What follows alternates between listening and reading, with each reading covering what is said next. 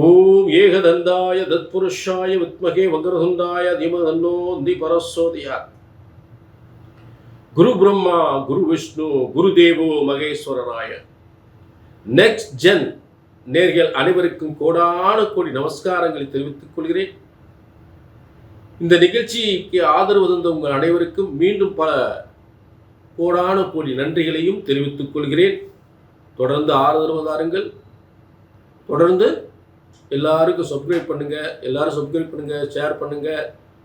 நிகழ்ச்சிக்கு ஆதரவு கொடுத்தவங்க உங்கள் அனைவருக்கும் மீண்டும் நன்றி தெரிவித்துக் கொண்டு, இப்ப பங்குனி மாத பலன்கள், அதாவது தமிழ் மாதம் சித்திரை முதல் பங்குனி வரை. அப்ப இந்த தமிழ் வருடத்தின் இறுதி மாதம் பங்குனி மாதம், தமிழ் வருடத்தின் இறுதி மாதம், விசுவாச ஆண்டின் இறுதி மாதம் முடிவடை போகின்றது. இந்த பங்குனி இறுதி மாதத்தில் என்ன ஒரு விசேஷமான ஒரு அமைப்பு நடந்திருக்கிறது அப்படின்னு பார்த்தோம்னா, காலப்புருஷ தத்துவத்துக்கும் 12ஆம் இடம், தமிழ் வருடத்திற்கும் இறுதி மாதம் 12ஆம் மாதம் ஆக இரண்டும் இணைந்து அங்கே சனி பெயர்ச்சி ஆயிருக்கின்றது மீனராசியில். காலப்புருஷ தத்துவத்துக்கும் 12ஆம் இடம் மீனராசி.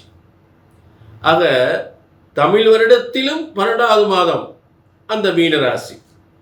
இந்த இரண்டு விதமான அமைப்புகளில் அங்கே அந்த மீனராசியில் இந்த பங்குனி மாதத்தில் சனி பகவான் அங்கே பெயர்ச்சி அடைந்திருப்பதுதான் அதற்குரிய சிறந்த பலன்கள். சித்தர்கள் முனிவர்கள் சொன்ன முறைப்படி இங்கே உங்களுக்கு பலன்கள் வழங்கப்படுகின்றன. பிரம்மனால் உங்கள் தலையெழுத்து எழுதப்பட்டிருக்கின்றது என்பதை மட்டும் மறந்து விடாதீர்கள். பிரம்மனால் உங்கள் ஒவ்வொருவரின் தலையெழுத்து கர்ம வினைப்படி உங்கள் யோகங்கள், உங்கள் பிறப்பின் யோகங்கள் பிரம்மனால் எழுதப்பட்டிருக்கிறது என்பதை மறந்து விடாதீர்கள். ஆக ஜோதிட சாஸ்திரம் பிரம்மனால் படைக்கப்பட்டது. ஒரு ஜோதிடத்தின் பலன் அல்லது நான் சொல்லக்கூடிய பலன் சரியா நடக்கல அப்படின்னு ஒன்றும் உங்க ஜாதகம் தப்பா இருக்கணும், இல்லாட்டி ஜோசியம் நான் தப்பா இருக்கணும். அந்த தவறு இங்க ஒருபோது வரக்கூடாது. புரிஞ்சுட்டீங்களா? ஒருபோது வரக்கூடாது. கல்யாணமா சொன்ன மாசம், வேலையா சொன்ன மாசம், புத்திர பாக்கியமா சொன்ன மாசம், சொத்து சுகமா சொன்ன மாசம் நடக்கணும், நடந்தே ஆகணும். இது பிரம்மசாஸ்திரம். பிரம்மனால் படைக்கப்பட்ட ஜோதிட சாஸ்திரம் ஒருபோதும் தப்புவதில்லை, தவறுவதில்லை. இப்ப தொடர்ந்து இது பொது பலன். அதே நேரத்தில் உங்க தனிப்பட்ட ஜாதகத்தை பார்க்கணும்னா உங்க ஒரு அப்பாயின்மெண்ட் வாங்கி பார்த்துக்கலாம். சரிங்களா? ஆக இப்ப எல்லா ராசிக்குமே பங்குனி மாத பலன்களை நாம் சிறப்பாக பார்க்க போகின்றோம். பங்குனி மாத பலன்கள் மகர ராசி, மகர ராசினியர்கள் உங்களுக்கான பங்குனி மாத பலன்கள். இப்ப நல்லா கவனிக்கணும் மகர ராசினியர்களே, உங்களுக்கு தற்போது 7.5 சனி முழுமையாக விடுதலை ஆகிவிட்டது. முதல் டிக், ஃபர்ஸ்ட் டிக். அடுத்து இந்த பங்குனி மாதத்தில் என்ன விசேஷம் அப்படின்னு பார்த்தோம்னா, நல்ல கவனிங்க. உங்களுக்கு அதாவது 4-11 4-11 செவ்வாய், மேலும் ராகு, அந்த செவ்வாய் ராகு, அடுத்து புதன் 6-9 6ஆம் அதிபதி அவரேதான், 9ஆம் அதிபதி அவரேதான். புரிஞ்சுட்டீங்களா? ஆக 6-9 சுக்கிரன், அதாவது புதன்.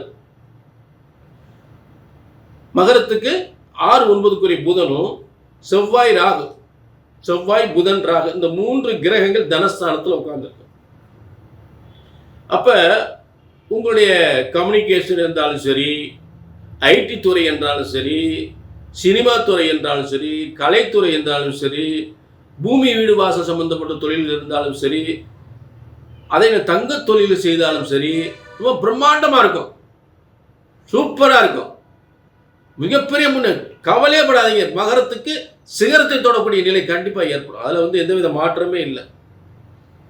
மகரம் சிகரம் தான். இப்ப அதுல எந்த மாற்றம்? ஏன்னா உங்களுக்கு முழுமையா 7.5 சனி விடுதலை ஆகி அவர் போய் சனி பகவான் 3ஆம் இடத்துக்கு போயிட்டார். முயற்சிகள் வெற்றி, எண்ணங்கள் வெற்றி, முயற்சிகள் வெற்றி, காரிய வெற்றி, பதவியில் வெற்றி, செல்வத்தில் வெற்றி. வரலன்னு நினைக்காதீங்க, வந்தே தீரணும். நான் சொன்னது போல நடந்தே ஆகணும். என உங்களுக்கு அந்த ஐந்தாம் அதிபதி என்று சொல்லக்கூடிய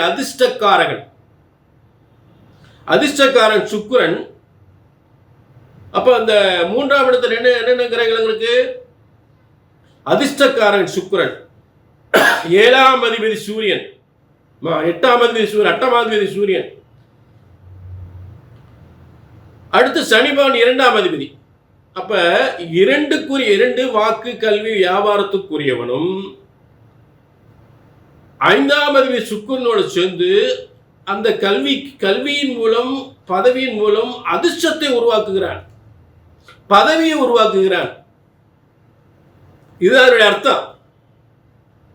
அப்ப சூரியன் அட்டமாதிரி அதுல உயர்ந்த நம்ம நினைச்சு பார்க்க முடியாத பதவி கிடைக்கும்.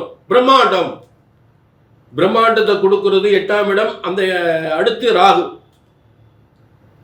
நல்ல எதிர்பாராத பிரம்மாண்டமான நல்ல ஆச்சரியமான பதவியா, நல்ல முன்னேற்றமையா. கொஞ்சம் கூட எதிர்பார்க்கல, டாப்ல வந்துட்டாயா. ரொம்ப கஷ்டப்பட்டான், இப்ப டாப்ல வந்துட்டான். இதெல்லாம் சொல்லக்கூடியது அந்த 8ஆம் இடத்துக்குரிய கிரகம் தான். புரிஞ்சுட்டீங்களா? அப்படிப்பட்ட சூரியன் உச்சம் பெற்ற சுக்கிரனோடு இணையும் போது இந்த இது கண்டிப்பா நடக்கும். புரிஞ்சுட்டீங்களா? அடுத்து உங்க 2ஆம் அதிபதி சனி பகவான் வாக்கு கல்விக்குரியவன் அங்க உட்கார்ந்துருக்காரு. சுக்கிரன் உங்களுக்கு 5, 9க்குரியவன். புரிஞ்சுட்டீங்களா? ஆக இப்படிப்பட்ட கிரக அமைப்புகளை உங்க வாழ்க்கையில ரொம்ப பிரம்மாண்டமா ஆகப்போகுது.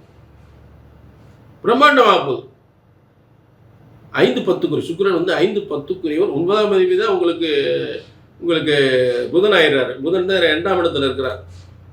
புதன் 6ஆம் அதிபதி ஆகி 9ஆம் அதிபதி ஆகி பாக்கியாதிபதி. இந்த பாக்கியாதிபதினு சொல்லக்கூடியவன் முதல் செவ்வாயோடு சேர்ந்திருக்கிறார். 4, 11க்குரிய செவ்வாயோடு சேர்ந்து உட்கார்ந்துருக்கார். புரிஞ்சுட்டீங்களா? அப்ப தனஸ்தானத்துல செவ்வாய், புதன், ராகு. அப்ப கல்வி, வியாபாரம், எந்த ஒரு துறையிலும் வெற்றி பெறக்கூடிய நிலை, ஆச்சரியப்படக்கூடிய முன்னேற்றம் ஏற்படுத்தக்கூடிய நிலை, இதெல்லாம் சிறப்பாக இருக்கு. அதில் எந்தவித மாற்றமே இல்லை. புரிஞ்சுட்டீங்களா? மேலும் உங்களுக்கு அந்த மகரத்துக்கு 6ஆம் இடத்துல குரு இருந்து உங்கள் 2ஆம் இடத்தை பார்த்துக்கிட்டே இருக்கும். 2ஆம் இடத்துல இருக்கக்கூடிய செவ்வாய், புதனையும், ராகையும் பார்க்கக்கூடியது. அப்போ உங்களுக்கு நீங்கள் நினைக்க காரியங்கள், நினைக்கிற வியாபாரம் வந்தாலும் சரி, எந்த ஒரு கல்வியாக இருந்தாலும் சரி, எந்த ஒரு வியாபாரம் வந்தாலும் சரி, எந்த ஒரு பதவியாக இருந்தாலும் சரி, அதெல்லாம் ரொம்ப நினைச்சதெல்லாம் நடக்கக்கூடிய ஒரு மிகப்பெரிய முன்னேற்றத்தை ஏற்படுத்தும். அதில் மாற்றமே கிடையாது. புரிஞ்சுட்டீங்களா? 6ஆம் இடத்துல அதிகாரத்துவம் வாய்ந்த உத்தியோகம் தருவதிலும் நிர்வாகத்தை கொடுப்பதிலும் அந்த குரு பகவான் இந்த மகரத்துக்கு ரொம்ப உறுதுணையாக இருக்கிறார். அதில் எந்தவித மாற்றமே இல்லை. 3ஆம் இடத்தில் இருக்கக்கூடிய சூரியன், சுக்கிரன், சனி அனைத்து முயற்சிகளும் வெற்றி பெறக்கூடிய ஒரு ஸ்தானம்.